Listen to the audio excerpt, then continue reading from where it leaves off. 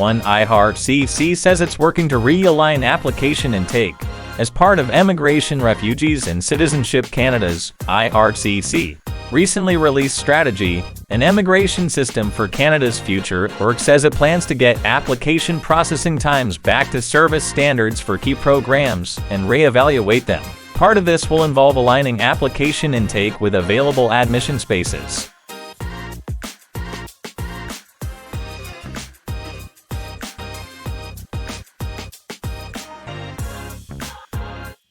2. International students say Canada should permanently lift 20-hour work cap. International students and advocacy groups in Canada say Ottawa's temporary removal of the cap on hours the students can work off campus each week should be made permanent. 3. A fall economic statement highlights strategy to increase the supply of affordable housing in Canada. Canada's Finance Minister Chrystia Freeland released the Fall Economic Statement for 2023 on November 21. The statement acts as an update to the progress of Canada's economic plan since the release of Budget 2023. It also builds on plans already in motion to reflect the current state of the economy.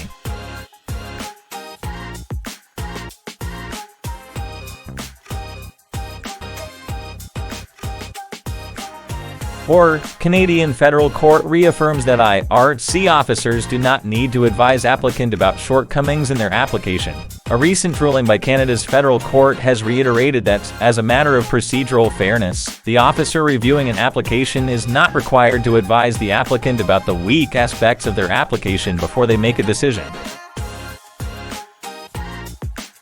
5-way fatal crash and explosion on the American side of the Rainbow Bridge claimed 2 lives on Wednesday. Governor Kathy Hochul, however, assures no signs of terrorism. The incident, involving an individual from western New York, unfolded at 11:27 a.m., leading to the closure of nearby border crossings ahead of the U.S. Thanksgiving weekend. As of now, details about the second individual is unavailable.